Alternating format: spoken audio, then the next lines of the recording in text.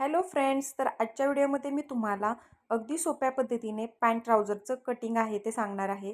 तर कटिंगची पद्धत एकदम सोपी असणार आहे आणि ही पॅन्ट आहे ती आपली फक्त 5 मिनिटात कटिंग करून तयार होणार आहे. आणि ही पॅन्ट मी तुम्हाला शेवटपर्यंत अगदी छोट्या छोट्या टिप्ससहित कशी स्टिचिंग करायची हे सांगितलेलं आहे. तर इथे बघू शकता मी 2.5 मीटर पॅन्टसाठी कापड घेतलेलं आहे आणि पुढच्या बाजूला ओपन बाजू असणार आहे फोल्डमध्ये आणि माझ्याकडे बंद बाजू आहे पहा. तर सर्वात आधी आपल्याला 2 इंच बेल्टसाठी सोडून द्यायचं आहे फोल्ड करण्यासाठी. तर त्याची सरळ रेषा मी आखून घेतली. हे बेल्ट फोल्ड करण्यासाठी आपण 2 इंचाचं मार्जिन सोडलेलं आहे आणि त्या मार्किंगपासून खाली तुमची जेवढी उंची असेल त्याच्यात 2 इंच परत बॉटम फोल्ड करण्यासाठी ॲड करायचं आहे बघा. या पद्धतीने मी मार्किंग करून घेतलं आणि ते सरळ रेषा आखून घेऊया. तर इथे काय करायचं आहे, तुमची जेवढी सीट घेर आहे त्याचा चौथा भाग करायचा आहे आणि त्याच्यात प्लस 3 इंच घ्यायचं आहे.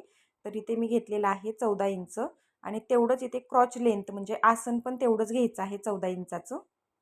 ठीक आहे, इथपर्यंत समजलं. आणि पुढे या पद्धतीने आपल्याला 3 इंचापर्यंत हे आसनचं आकार देण्यासाठी 3 इंच इथे मी घेतलेलं आहे. जर हेवी साईज असेल तर तुम्ही 3.5 इंचसुद्धा घेऊ शकता आणि कमी असेल तर 2.5 इंच घेऊ शकता. तर बघा, आसनचं इथे मार्किंग करण्यासाठी गोलाकार शेप देण्यासाठी मी 3 इंचावरती मार्किंग केलं आणि असा आसन म्हणजे क्रॉच लेंथ म्हणू शकता तुम्ही. या पद्धतीने गोलाकार शेपमध्ये आकार देऊन घेतला आणि ते खालच्या साईडला बॉटम आहे तो मी इथे 9 इंच घेतलेला आहे. तुम्ही 7 इंच 8 इंच एवढा सुद्धा घेऊ शकता आणि असं टेपच्या साहाय्याने सरळ ते जोडून घ्यायचं आहे.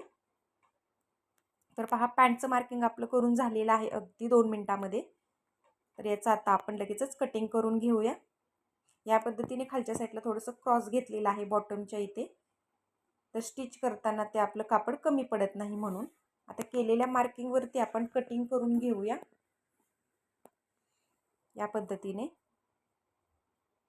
व्यवस्थित कटिंग करून घ्यायचं आहे. इथे वरच्या साईडला फोल्ड आहे तो मी कट करून घेतला. तर अगदी सोपी पेंट आहे, शेवटपर्यंत नक्की बघायची. शिलाई पण अगदी स्टेप बाय स्टेप सर्व टिप्ससहित मी सांगितलेली आहे.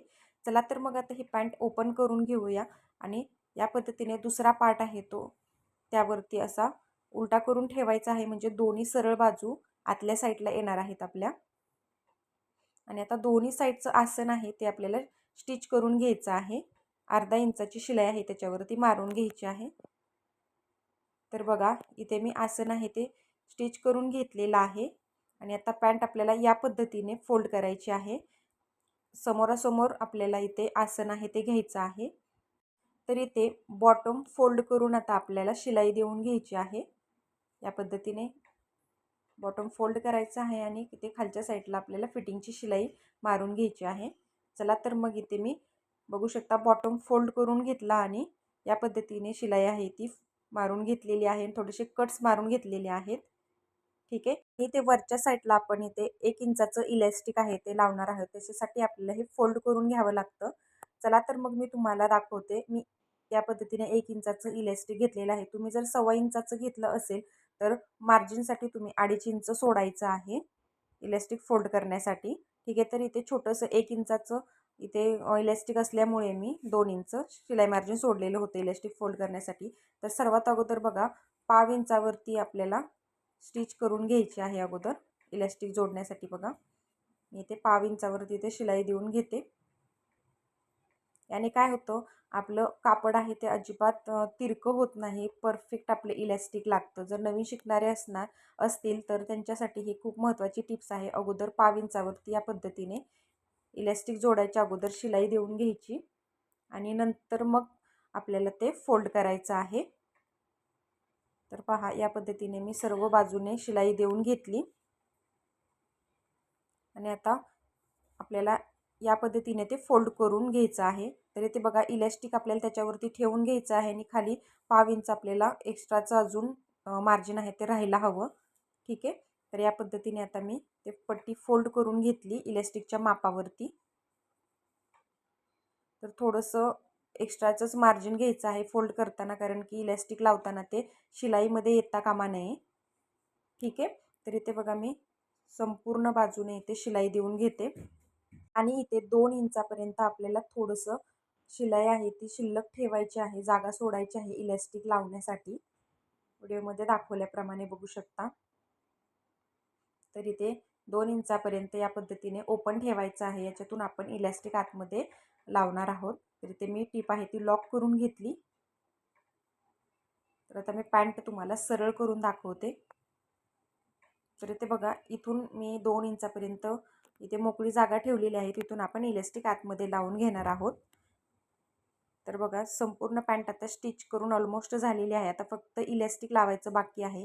तर इलॅस्टिकची लांबी किती घ्यायची, तर याचा फॉर्म्युला आपण बघूया. तर जेवढं तुमचा कमर घेर असेल त्याच्यातून 3 इंच मायनस करायचं आहे. तर इथे कमर घेर आहे 37 इंच, त्याच्यातून 3 इंच मायनस केलं तर आलं 34 इंच. तर मी ते 34 इंच इलॅस्टिक घेतलेलं आहे. थोडंसं अर्धा इंच शिलाई मार्जिन ते स्टिच करण्यासाठी त्याच्यामध्ये घेतलं. आता पिनच्या सहाय्याने आपण ते इलॅस्टिक आहे त्याच्यामध्ये लावून घेऊया. तर इलॅस्टिक लावायची ही पद्धत अगदी सोपी आहे मैत्रिणींनो, कारण की बऱ्याच मैत्रिणींना इलॅस्टिक लावता येत नाही आणि परफेक्ट फिनिशिंगमध्ये येत नसेल, तर ही पद्धत नक्की वापरून बघा. तर इथे मी शिलाई देऊन घेतली आणि बघू शकता इलॅस्टिक लावल्यानंतर आपली पॅन्ट आहे ती फायनलमध्ये इथे तयार झालेली आहे आणि खूप सुंदर इथे इलॅस्टिक लागलेलं आहे अगदी फिनिशिंगमध्ये. तर अगदी घर बसले तुम्हाला फ्रीमध्ये सर्व काही स्टिचिंग रिलेटेड व्हिडिओ पाहण्यासाठी आपल्या चॅनलला आत्ता सबस्क्राईब करून ठेवा आणि बाजूचं बेल आयकॉन आहे ते ऑलवर सेट करून ठेवा असे छान छान व्हिडिओ पाहण्यासाठी. आणि नक्की एकदा या पद्धतीने पॅन्ट कटिंग आणि स्टिचिंग करून पहा, एकदम परफेक्ट अप्रतिम बसते. धन्यवाद.